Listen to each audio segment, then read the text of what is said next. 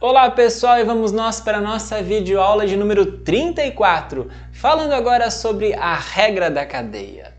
A regra da cadeia é um resultado que nos cursos de cálculo faz o maior sucesso, né? Bastante importante nos cursos de cálculo, porque a regra da cadeia nos permite agilizar o cálculo da derivada de uma composição de funções. Lembremos rapidamente aqui para a gente entender um pouquinho certo o contexto, que vai estar associado aqui ao teorema da regra da cadeia, que é o seguinte, vamos assumir a seguinte situação. Imagina que nós tenhamos uma função f definida no domínio A, que é um subconjunto da reta. Então vejam aqui em vermelho representado a imagem da função f de A, que é um subconjunto da reta também, já que a função f é uma função real. E pega dentro de f de A o domínio de uma nova função g. Claro que esse domínio que eu estou chamando de B poderia ser, na verdade, o próprio conjunto f de A. Ele tem que estar contido dentro do f de A.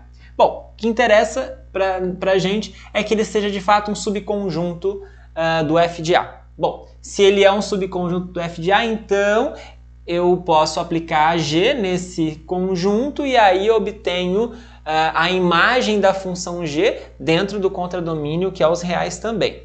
Bom, então essa é a situação que nós temos, uma função f aplicada em A, no conjunto A, e a função g aplicada no subconjunto da imagem da f. Nós podemos pegar um elemento qualquer em f, que eu vou chamar de A, e levá-lo através da função f num ponto f de A. Se esse f de A está dentro do domínio da g, a g vai pegar esse ponto f de A e vai levar ele num novo ponto que é o g do f de A. Tá certo? Bom, isso aqui então eu preciso de duas funções para levar o A no g do f de A. Só que você deve saber que existe uma forma de fazer esse caminho direto. Existe um jeito de eu pegar o e e levar aqui direto. O que eu faço? Eu pego a função g bola f, a composta de g com f. Quando eu digo assim, significa que eu aplico a f primeiro e depois aplico a g. Então essa é a composição da g bola f, ela leva o ponto A direto no g do f de A. Então são duas funções trocadas por uma só, é a composição. Bom, agora vamos olhar para o que está dito no teorema. O teorema nos diz o seguinte: suponha que a função f ela é diferenciável ou derivável em A, e suponha que a função g seja diferenciável na imagem do A, ou seja, ela tem que sair do f de A, então ela tem que ser diferenciável no f de A. Claro, ela vai sair do A a f, então tem que ser diferenciável em A. A g vai sair do f de A, então ela tem que ser diferenciável aqui para as hipóteses que eu quero. Sendo assim, este resultado nos afirma que a composição também é diferenciável em A. Se a f é diferenciável em A e a g em f de A, então a A também é diferenciável pela composta. E mais do que só isso, eu tenho uma fórmula para a derivada. A derivada da composta é o produto da derivada da g aplicada em f de A pela derivada da f aplicada em A. Essa é uma fórmula recorrente do cálculo, tá certo? Mas o nosso objetivo aqui, mais do que só aplicar e só usar este teorema, é demonstrá-lo, é entender por que ele vale. Então vamos fazer esta demonstração do teorema da regra da cadeia. Bom, vamos lembrar então o que a gente tem que fazer.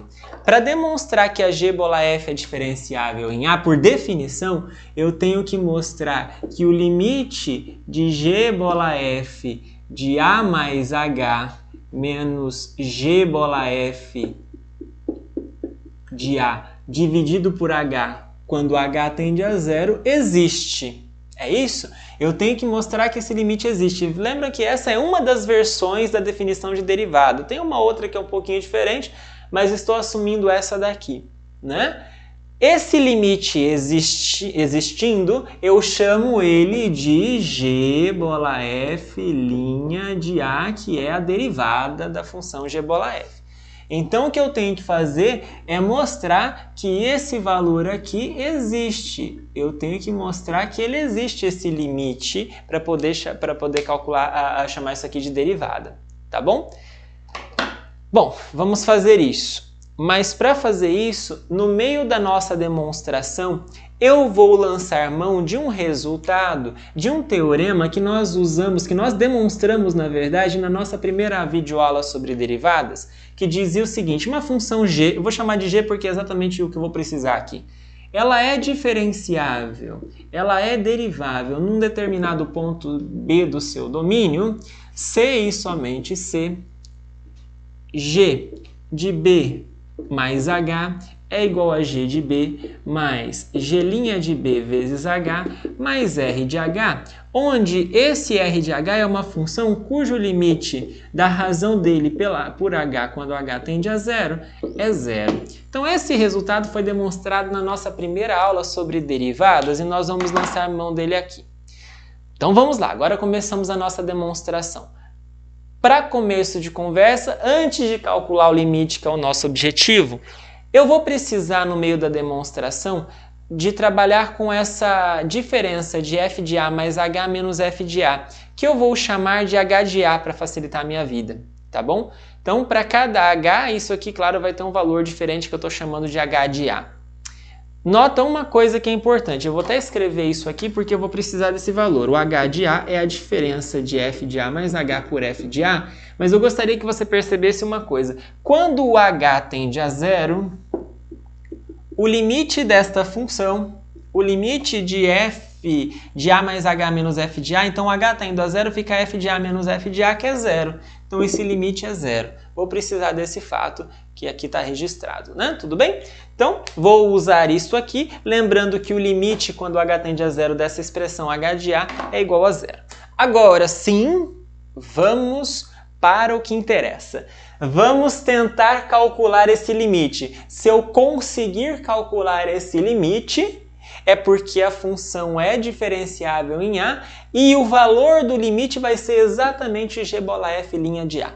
Então vamos lá, vamos tentar calcular esse limite. Bom, g bola f de alguma coisa é a g aplicada na f dessa alguma coisa. Então g bola f de a mais h é g de f de a mais h e g bola f de a é g de f de a. Então já escrevi isso aqui nessa outra forma. Tudo bem? Então temos aqui, vejam que nós temos aqui exatamente esse limite. Exatamente esse limite. Vou tentar calcular para ver se dá. Agora eu vou fazer uma gambiarrazinha. Aqui dentro da aplicação de g, então g de alguma coisa, eu vou somar zero aqui dentro. Não estou fazendo nada, mas vou somar zero daquele jeito diferente, né? Vou somar zero fazendo f de a menos f de a. Então, tá vendo? F de a mais h está mantido, eu só somei zero, mas o zero que eu somei foi f de a menos f de a. Tá bom? Bom, então vamos lá. Vejam o que apareceu aqui. Exatamente a expressão que eu chamei de h de a. Então, só substituir f de a mais h menos f de a pelo que eu estou chamando de h de a. Tá claro? Bom, agora é que eu preciso deste resultado. Pessoal, como é que eu faço para trabalhar com g de uma soma? É complicado isso aqui, eu não tenho muito o que fazer a partir daqui. Como é que eu vou abrir isso aqui para fazer aparecer as coisas que eu quero? Talvez esse passo seja mais delicado, mas eu posso usar este teorema. Como eu sei que a função g é diferenciável em f de a, essa é a nossa hipótese, não é? Então eu posso trocar o b por f de a nesta expressão. Eu posso trocar o g por f de a o b por f de a nessa expressão sem medo de ser feliz. Só que mais do que isso, eu vou trocar o h também por h de a. Posso fazer isso, professor? Por que eu posso fazer isso? Você pode fazer isso porque o h de a também tende a zero quando o h vai a zero. Eu quero que aqui sempre esteja somando alguma coisa que vai a zero. E sendo assim, o limite do r de h de a sobre h de a quando o h de a vai a zero é zero. Só que, pessoal, ao invés de eu escrever aqui limite de r de h de a sobre h de a com h de a indo a zero, eu vou escrever com h mesmo. Por quê? Não tem problema, professor? Não vai fazer mal na demonstração? Na verdade, o correto seria eu colocar h de a, h de a, h de a. Mas aí eu poderia proceder uma mudança de variável. E ao fazer uma mudança de variável, chamando h de a de h, eu ficaria com r de h sobre h, com o limite em h tendendo a zero igual a zero. Então, daria na mesma, né? Então, deixa assim, deixa assim. Tudo bem? Tudo bem? Deixa assim. Então, vou substituir essa expressão que está aparecendo aí, que é o g de f de a mais h, por tudo isso aqui. Então, fica assim. G de f de a mais g' de f de a h mais r de h de a menos g de f de a. Lembrando que o r satisfaz essa propriedade aqui. Tudo bem? Bom, mas pessoal, observem vocês que esse g de f de a aparece aqui, aqui parece com menos, então posso cancelar. E esse h de a aqui, eu vou voltar ele para o valor de definição dele. Vou chamar ele novamente de f de a mais h menos f de a. Então essa expressão muda só cancelando esses dois e substituindo o h de a pelo valor da expressão dele. Tudo bem? Agora, pessoal, vou usar a propriedade de limite. Primeiro, vejam que eu tenho aqui no numerador duas parcelas. Essa grandona, que é a esquerda, e essa direita, que é o r de h. Eu vou separar isso em dois limites, então vai ficar o limite disso aqui que está à esquerda, mais o limite de r de h de a, ambos os limites, claro, dividido por h. Mas mais do que só isso, observem que aqui aparece esse fator g' de f de a, que não depende de h. E como isso não depende de h, então é constante, eu posso tirar do limite. Então vai ficar assim no fim da história. O g' do f de a sai do limite, esse limite separou em dois, né? Primeiro ficou essa parte aqui, f de a mais h menos f de a sobre h, e o outro ficou lá, r de h de a sobre h. Olha só, pessoal, esse limite aqui não é desconhecido. Limite de f de a mais h menos f de a sobre h é exatamente o limite da definição da derivada de f em a. Isso aqui nós sabemos que existe porque a f é derivável em a, então isso aqui é exatamente o quê? F' de a. Então, olha o que apareceu. Substituindo isso aqui por f' de a, ficamos com g' de f de a vezes f' de a, neste lado, e ficou este limite aparecendo aqui à direita. Bom, então, vejam, isso aqui não é exatamente o que nós queremos demonstrar, não é exatamente o que nós estamos esperando da regra da cadeia. Então, o que nós precisamos é apenas justificar que esse limite aqui seja zero. Mas, na verdade, pessoal, quando o h tende a zero, como eu falei para vocês no começo, o h de a também tende a zero. Então, por isso, esse limite r de h de a sobre h com h tendendo a zero é zero. Por quê? Porque nós temos essa hipótese. O limite de r de h sobre h com h tendendo a zero é zero. Em particular, eu posso sim trocar esse h por h de a, dada a continuidade da r, e também porque quando o h tende a zero, o h de a também tende a zero. Então, essa expressão aqui eu posso trocar por h de a porque vai dar zero do mesmo jeito. Vai dar zero do mesmo jeito. E isso, então, nos prova que aquele limite lá do começo, que era esse daqui, acaba ficando somente aquela expressão que apareceu à esquerda. G' de f de a, f' de a.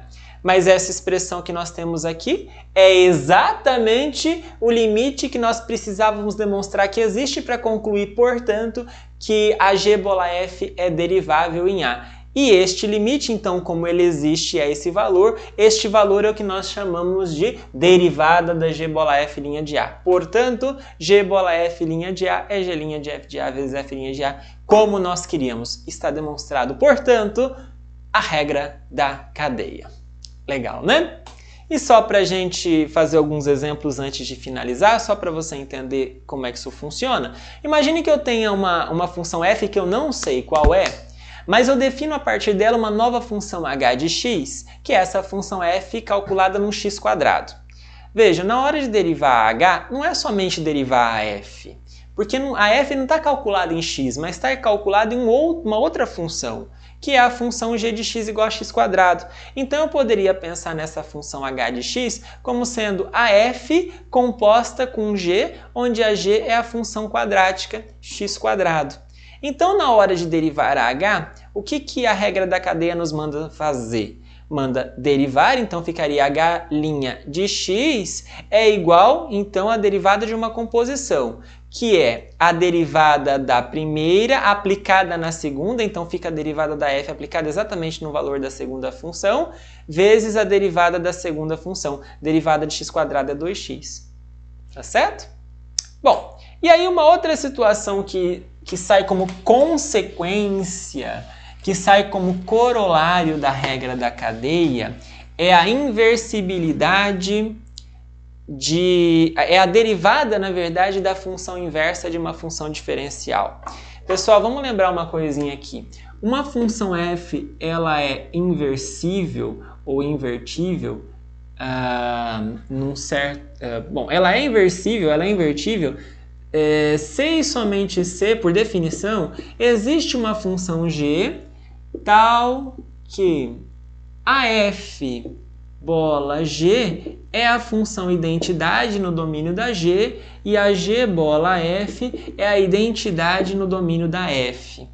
Lembrando que identidade é a função que pega qualquer valor do domínio e leva nele mesmo, não é mesmo? Então, isso é ser invertível, é garantir a existência de uma função que faz essas duas coisas. Quando isso existe, nós chamamos a função g de f a menos 1. Opa, f a menos 1. Então aqui, na verdade, eu estou falando que f bola f menos 1 é identidade e que f menos 1 bola f é identidade. Como isso aí, pessoal, acaba sendo uma composição, na hora de pensar em calcular a derivada, eu poderia pensar em calcular usando a regra da cadeia. Como é que ficaria, por exemplo, calcular a f bola f menos 1, a derivada disso num ponto x qualquer? Segundo a regra da cadeia, isso aqui fica sendo a derivada da primeira aplicada na segunda vezes a derivada da segunda. Então, f a menos 1 linha de x. Se eu puder aplicar tudo isso, obviamente, né? Por outro lado, pessoal, isso aqui é a f bola f' é a função identidade. Então, por outro lado, isso aqui também é a derivada da identidade calculada em x. Mas a identidade, pessoal, é exatamente a função igual a x. Então, quando eu derivo isso aí, é um polinômio de grau 1, acaba dando igual a 1. Portanto, vejam que bacana o que acontece quando eu calculo a derivada, desde que eu possa fazer todo esse procedimento. Eu chego à conclusão de que a derivada da f calculada em f menos 1 vezes a derivada da f menos 1 é igual a 1. Então, se eu quiser calcular, mesmo que eu não conheça a função f menos 1, mesmo que eu não a conheça, mas eu quiser a derivada dela, eu posso passar isso aqui dividindo, desde que faça sentido passar isso dividindo.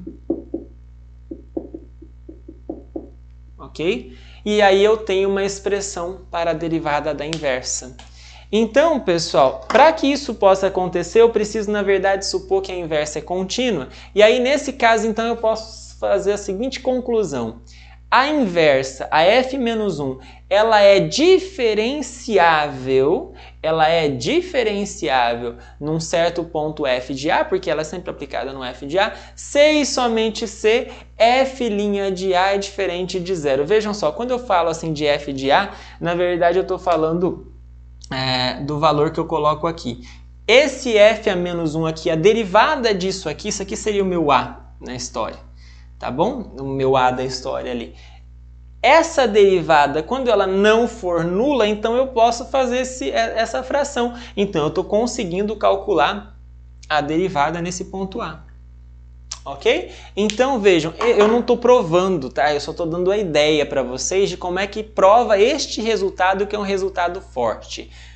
A inversa da f é diferenciável num f de a se e somente se a derivada é não nula, porque neste caso, como eu mostrei para vocês nesse rascunho, a derivada da inversa calculada no ponto, não é no a, desculpa, é no f de a derivada da inversa calculada na f de a é 1 sobre f' de a. Tudo bem? Esse resultado eu acho que vale a pena você tentar demonstrar. É um resultado que é legal que você tente demonstrar. Vai dar um pouquinho de trabalho, são ida e volta, mas não é complicado não. Tá? Vai dar um pouquinho de trabalho porque tem que ajeitar ali o f de a, o a, tem que ver como é que eu estou pensando as coisas.